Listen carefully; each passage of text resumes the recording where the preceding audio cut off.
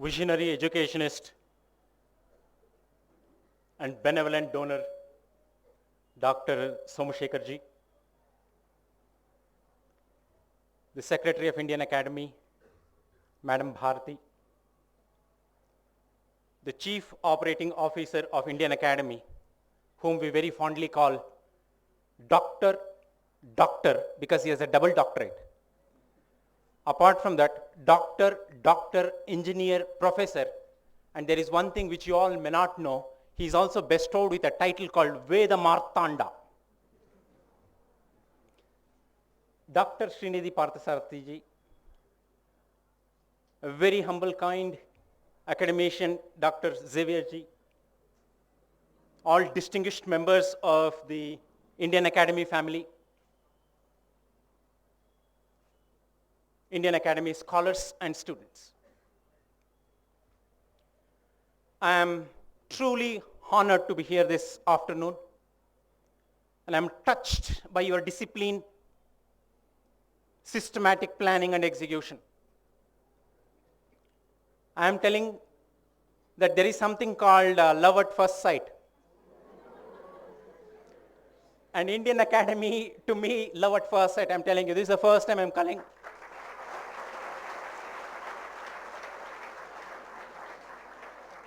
And I have truly fallen in love with all of you. I am telling you the truth. I go across many educational institutions, and I have not seen students who behaved so decently and who sat so quietly. Yeah, even I need to applaud all of you. Now, I'm not really sure whether this is because you have some teacher sitting in between you. I don't think that is the case.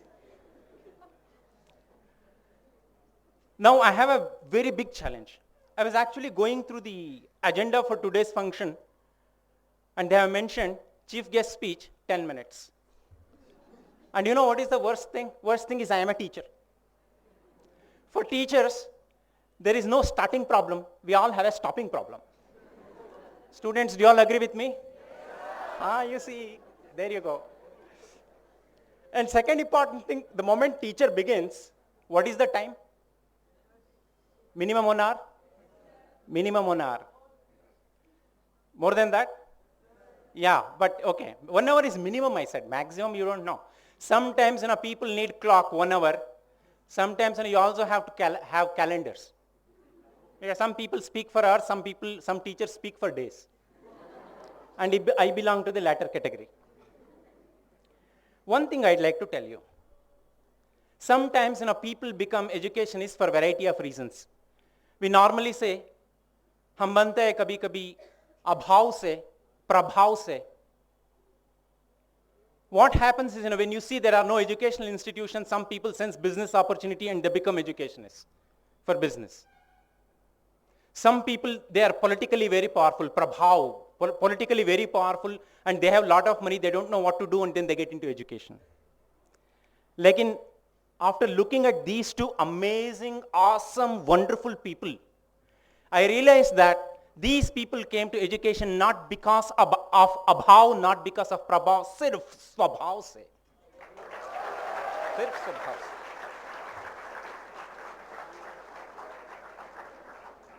What a great academician he is. He has been a postdoctoral student at Southern California University in Los Angeles, for which I did not get admission. He actually was teaching at Ohio State University, where my application got rejected in the entry stage itself. While he was such a famous academician teaching all across United States of America, there was one reason who actually made him to come to India and set up this Indian Academy here. Because we had one noble lady who had world in mind, but India in heart. She said, "Chalo India, let's go."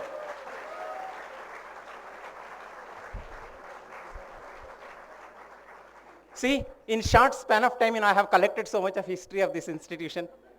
So if all of us are sitting here and I have an opportunity to take a gift of one shawl and flower bouquet and all those things, it is because of Bharati madam who brought Somashekar sir here. Should I not say thank you to her? Yeah, I have to say thank you to that. I think I have done my job. And let me also tell you, I was just thinking why a humble creature like me, was invited to this particular event. Why is it? I really did not figure out, but then eventually while actually driving, I realized that there may be a reason. The reason is very simple, my dear friends. If there is Sridhar Murthy, and if yes is its first letter, and thus yes stands for scholarship, I will tell you why. What I am today is because of the scholarship's generous donations that I received for my education. I come from a very humble family of farmers. And we lived in a village and we never paid electricity bill. You know why? There was no electricity. Why will you pay? We never paid water bill. You know why? But one day I was actually working with my father, because in a family of farmers, everyone is a worker, including a child to grand old person. And I was actually working with my father, and I saw a airplane actually passing on our head. And I stopped my work and then curiously started looking at it. And my father also started looking at it, and I asked him a question, what is it? He told me it's the airplane. So, why is it going there? He said, there are people. They're moving from place to place. There are people in it. He said, yes, there are people in it. And I asked him, what kind of people? Are they gods? They said, no, they are human beings. Then why those human beings are going in plane? They said, they are very rich and educated. So rich people can go there? He said, yes. If I am not rich, what would I do? Then you have only one option, get educated. Education, get into job, make money, then you become rich. Then you can go in that flight. I am telling you the truth. That was the day I decided that education is the only solace for people who do not have anything. Rich people anyway have richness. They have wealth. For those people who do not have anything, wealth is the only thing that we do not have. And in order to create that, you need to educate yourself. And education is the biggest wealth of all the wealth. It's a wealth of wealth. I went and enrolled in the primary school. Anyway, no one pays fees in the primary school in villages. In fact, primary school teachers would come and coax us to go to the school because he also needs some students to sit in the classroom. No fees was paid. When I came to middle school and high school, there was something called pre-metric and post-metric scholarships that was paid to poor students, and I was the recipient. And then when I was actually sitting in the 8th standard, first day of my class, one teacher came and then told that, okay, students, please understand, we have 400, 500 students enrolled in the 8th standard, and one student who is going to be on the top of the class is going to receive 500 rupees. That was the day I dreamt that those 500 crispy notes should be in my pocket. I started competing for that. Competition does not actually start and end at the last day. Competition begins the day you decide to win the war. If you want to become Mr. India, it is not that, you decide, how you should look like on the day of the event. You will have to plan from everything. So to me, every day was a competition. Every test was a test. And every test I wanted to be on the top. And that became my habit. I never tolerated anyone, actually overtaking me in the classroom. When he or she used to overtake me that day, I used to sit and read all through the night to make myself number one. 8th standard, I had those 5 crispy notes in my pocket. 9th standard, I had that. 10th standard, I had that. Since this competition had become a habit in me, and I was the 10th standard district topper. My dear friends, I am not saying this to fill my ego. I am actually trying to tell you that what scholarship means. Scholarship is not money. Scholarship is something that goes beyond. I don't know, people who will receive scholarship today, they might see it as a monetary value. To me, my dear friends, scholarship was everything. Scholarship was my north. Scholarship was my south. Scholarship was my east. Scholarship was my west. That means to say, scholarship was my college fees and books. Scholarship was my pocket money. Scholarship was sustenance for my family. I used to proudly go and give it to them. When that became a habit, pre-university, what happens? You have something called National Merit Scholarship because you are one of the toppers in your 10th standard. I got that National Merit Scholarship. And then that used to pay me every month 360 rupees, 60 rupees. I used to keep it for myself, 300 rupees round figure. I always wanted to give it to my mother. And so at some point in time, I was very disappointed that I was only giving 300 rupees to my mother. I had a question, why not 360? Why only 300 I gave? One fine day I sat with her when I was successful, and I was talking to my mother, and I feel sad that I only gave you 300. And she said, son, that was more than enough. Because one interesting thing that I'd like to tell you, I used to spend only 250 rupees for our family, and 50 rupees I saved it as well. That made me extremely comfortable.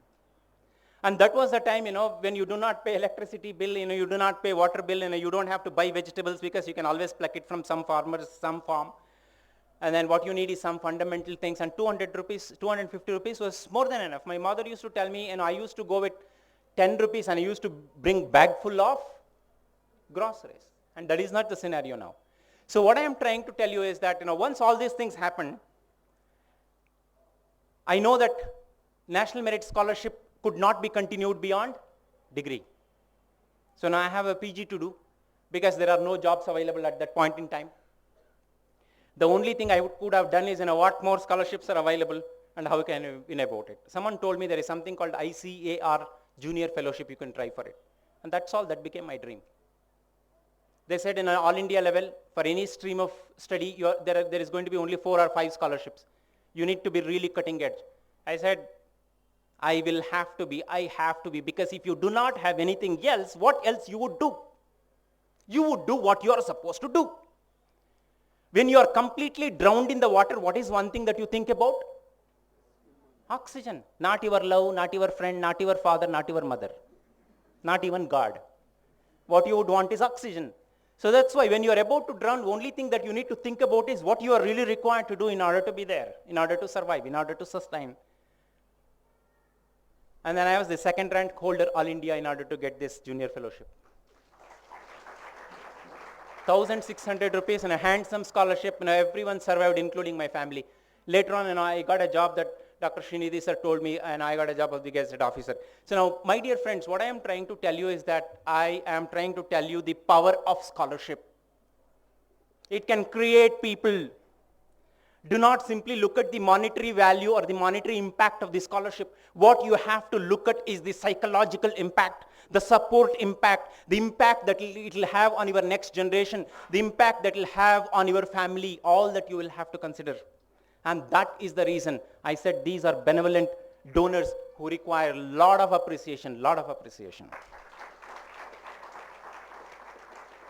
My dear friends, while I take this opportunity to congratulate every Indian Academy scholar who successfully received this scholarship, I'd like to tell them one important thing. Please use this as a stepping stone. Understand the generosity, understand the meaning behind this scholarship, and try to make most of it, become a successful individual, accomplish your greatness. Anything can be achieved in life. If an ordinary, Indian student who barely had a dollar's worth, 20,000 rupees, could go to United States of America and do his 30, 40 lakh rupee ka MBA, everything is possible, my dear friends. You need to have a right kind of commitment. You need to have a passion. You need to believe in yourself. You need to think of possibilities. Many people tell me, how do I go to United States of America when I don't have money? I tell them that, what you really need to have is your determination, your will to do something. Rest, everything will actually happen. It is none of your problem to think about how resources come around you. If you have a genuine intention, if that is really, really powerful, you will get all resources that you need. And today, Indian Academy Scholarship Program is one such program of excellence and one such demonstration to possible support that might actually come from society. Once again, I wish you all a grand success in your lives and careers. And I'm very, very, very thankful for having been invited here and having given me this opportunity to really talk to all of you. God bless all of you. God bless all the donors. Thank you so much.